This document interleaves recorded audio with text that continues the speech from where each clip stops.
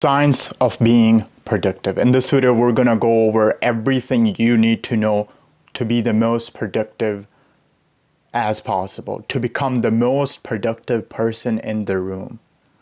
And that is scientifically. Before knowing all these concepts, I was a person who was always chasing a new feature, who was always looking for the new app. Oh, this app just dropped. Oh, this thing just dropped. Oh, Motion AI just dropped. Oh, this AI feature just dropped.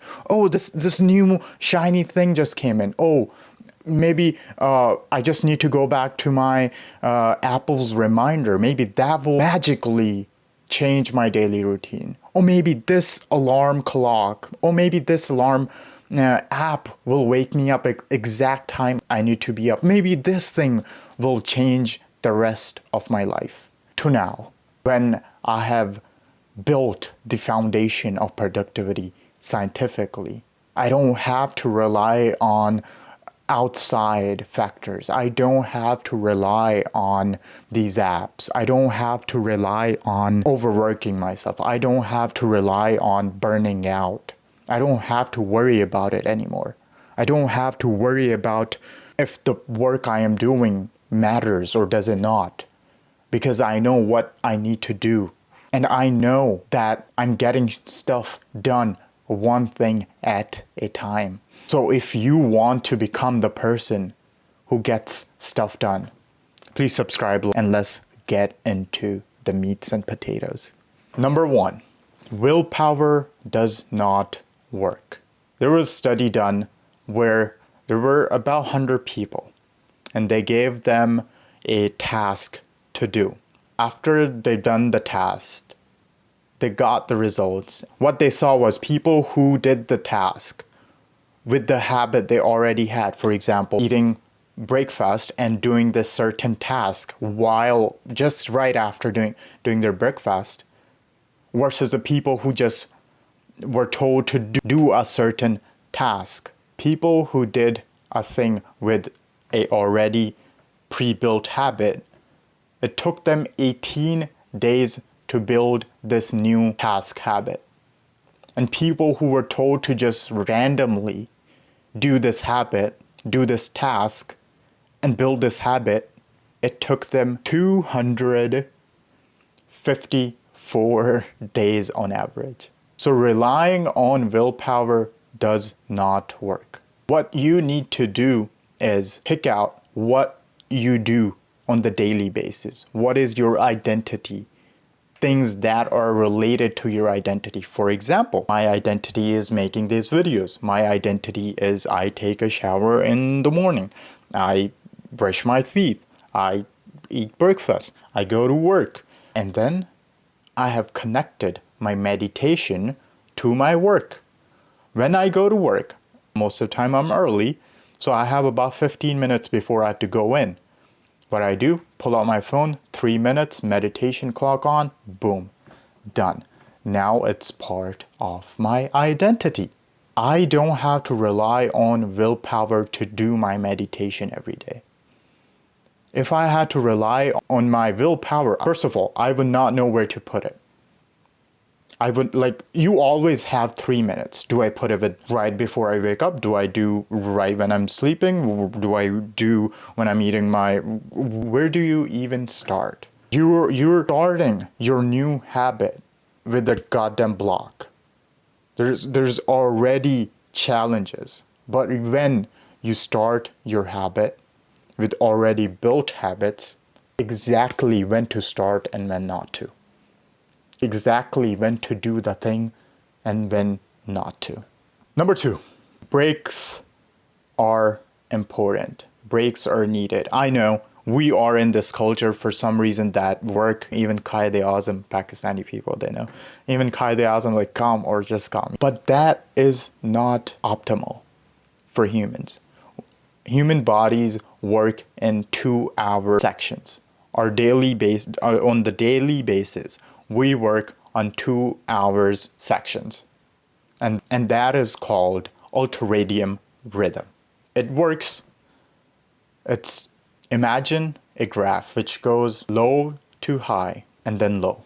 We need to take the advantage of this. The first 90 minutes is the low to high, and then just before we're starting to drop, that's where we take breaks. And that comes out to about 90 minutes. I have a clock running for 90 minutes. I still have 70 minutes left, and then I'll take my 20 minutes break. So, why does that work? First of all, again, you are not optimized to push and push. 90 minutes, 20-minute break. Just do your brain rot in that 20 minutes. And then you will be motivated again to go for 90 minutes. There was a study done on professional violinists, I don't know what they're called, but people who play fucking bajas and stuff like that. They were studied, the musicians who were the best. That's how they practiced. They didn't just come in and just practiced for hours on ends, hours and hours and hours.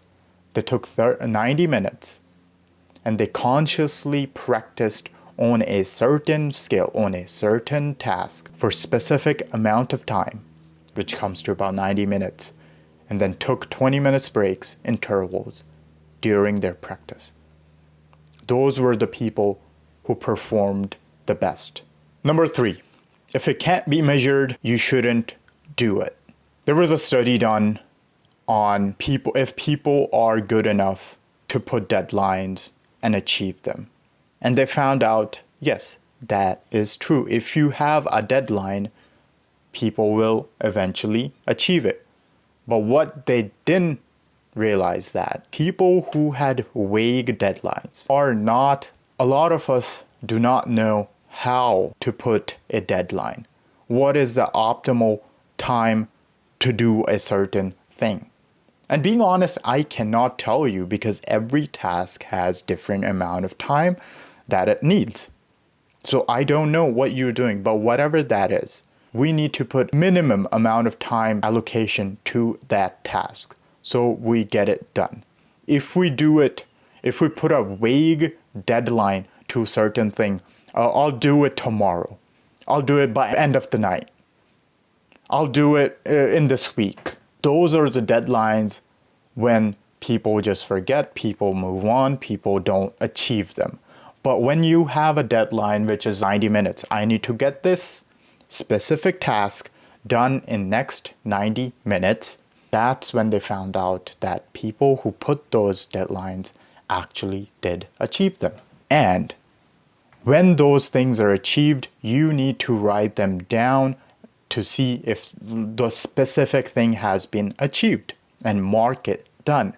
If something that cannot be done, for example, me putting a goal or me putting a task as achieving 300,000 subscribers, I do not have any control on that task. I do not have any control on that goal. What do I have control over is how many videos I can produce. How am I going to produce those videos? What exact tasks I need to get done to produce these videos, which will eventually equals to the amount of subscribers.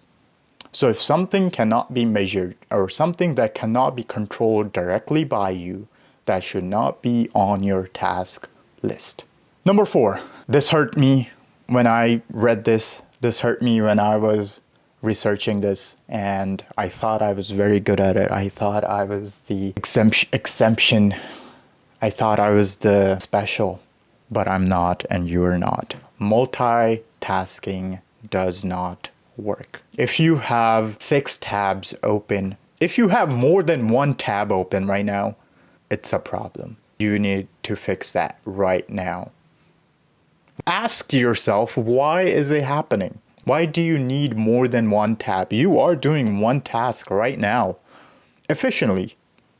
You're only doing 1 task efficiently. And if you are doing a couple tasks right now, you're not doing any of them efficiently.